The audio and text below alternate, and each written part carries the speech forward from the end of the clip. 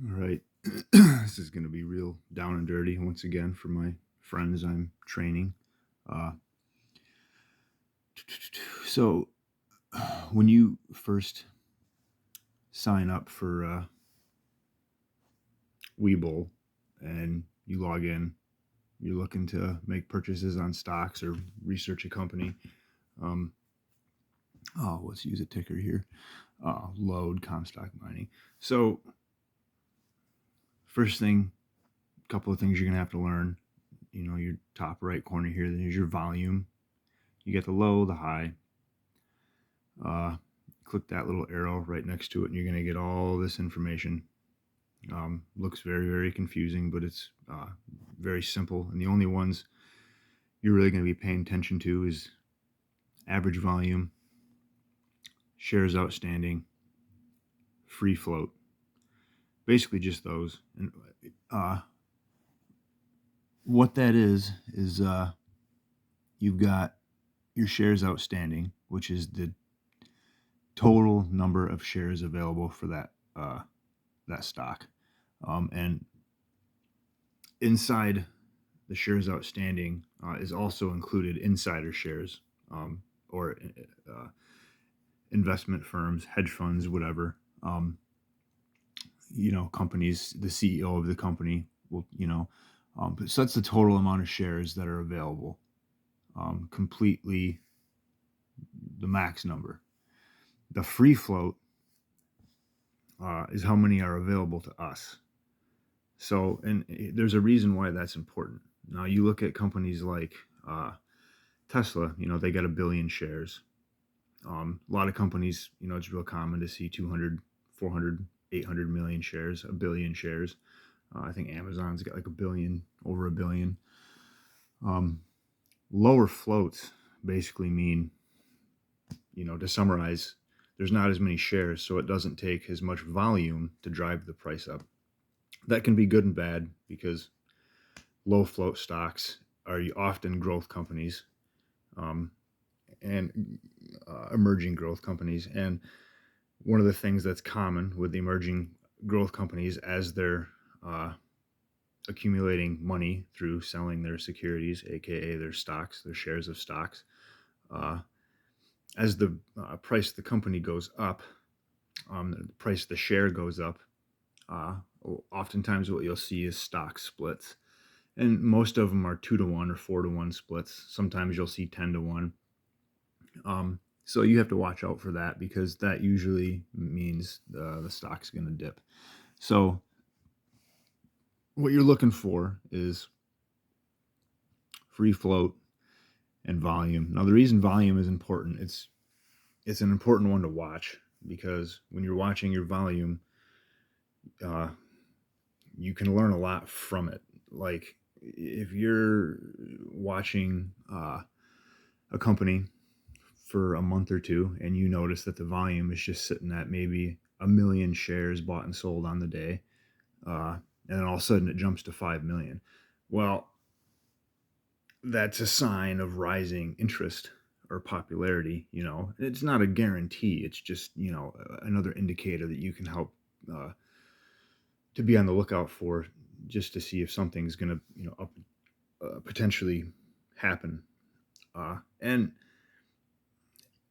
there's a ton of things you can do, for research, like SEC filings, press releases on the company's websites. But, sometimes you miss news because maybe they get a contract with another company, and, another company releases it, but you don't see it. And the price, the volume all of a sudden jumps up. So that can be an indicator also that there was a news drop somewhere. Now you can be on the lookout for exactly what it was and make a determination on whether you want to buy or sell, based on what that news is. And not all volume means the price of the stock is going to go up. When short sellers are shorting a stock heavily, you'll see a huge increase in volume. Now, when that happens, actually, I'm going to use Rocket Lab for an example, just because it's been happening recently with this company.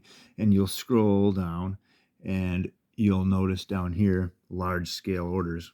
Now, it's been really oversold, and this is in million US dollars. So you got 71 million, 34 million, 22 million, and then today we had 4.3 million, and then we got one green day of large scale orders, which you don't see very often, um, unfortunately, in this market right now. Um, but this isn't necessarily also an indicator that it's being oversold, meaning people are just dumping their positions and selling. This is also a reflection of short interest, but right now I believe the short interest on this company is about 5%. And whenever you see short interest and a percentage number behind it, that percentage number is the percentage of the free float that's being shorted. So if there's 100 million shares in a company and it's 10% shorted, that means there's 10 million shares that have been sold short. And usually you get north of 15, 20%, a short squeeze happens. So just some basic things to understand and, research more. But that's a big thing to watch. And this inflow and outflow, it just gives you a vague idea. Doesn't mean anything. Now, volume being an important one to watch, I can't stress enough. The other important indicator to watch is the RSI. And, none of these are guarantees at all for a stock going up and down, but, they are pretty decent indicators. Now, if you're in the middle of looking to buy or sell, highly advise you switch to candlesticks, which is this button down here. You can switch charts and you set it to 1 minute. So this is the buying and selling bar in 1 minute increments, right? And it's a good representation of what's happening, and it's every 60 seconds, and then it goes to another one. So you can see buyers one here, buyers one here, buyers one here, then it started to be sold, and then, it's basically just who wins, the buyers or sellers, in a 1 minute increment, and it's represented by a candlestick. So you combined that momentum. So if you have an uptick and you're watching and you're like, you know, you're looking for a place to sell, obviously right here is, as soon as you see that candle, because sometimes it'll just go green, green, green, green and climb up. The second usually you see a candle that turns red on a green climb, that's a good point to exit. Now, what I usually like to do too is scroll back and, you look at all the little spikes that happen. Like there's 3. That one we just looked at was 3. Let's keep going and see what else is here. There's downward ticks. So you can count how many candles are green on average, 3 to 4. This is a nice climb up actually. So this one was a little bit more tricky to see, but once you get a feel for it, you'll notice it. Little spike, little consolidation.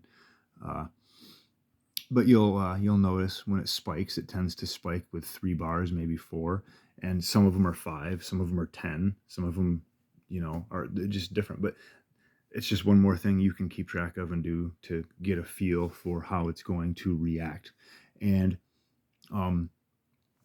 try to remember when you're watching stuff like this, that what the volume is. Like, so if the stock spiked, 20 cents on a day, how much volume was that to get that 20 cents, and keep a little mental note.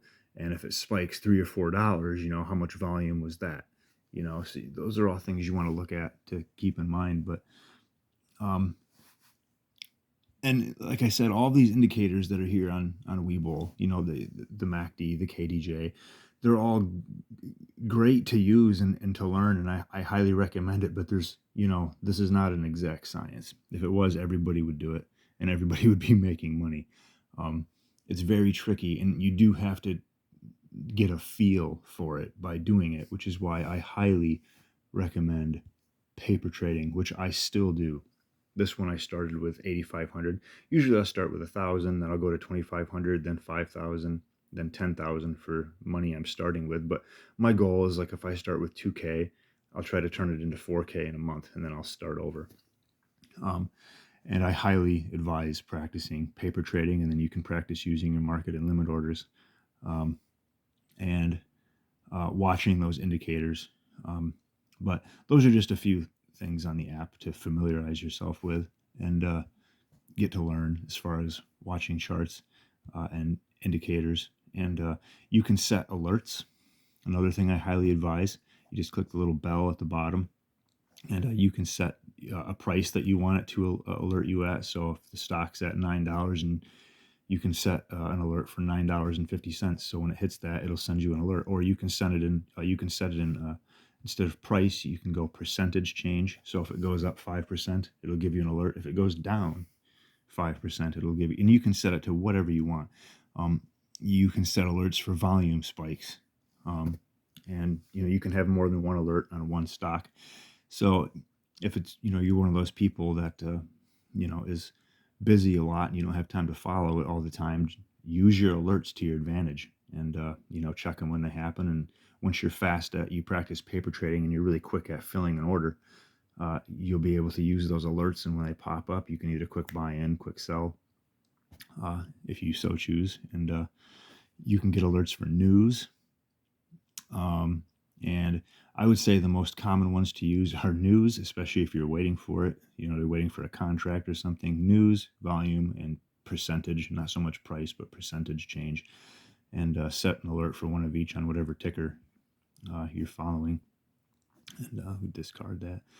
But yeah, just some basic facts here. And this is real down and dirty. This is more or less answering questions for friends that I've signed up and gotten into it, so I don't have to individually message people. I can just kind of hit the questions I've been getting from them in one video, and then they can go ahead and learn from there. But if it helps you out, for sure, I'm glad it helps, because it can be tricky and overwhelming. The biggest thing with all of this is just learning the definitions of words. But at the end of the day, this is nothing more than an auction to the highest bidder.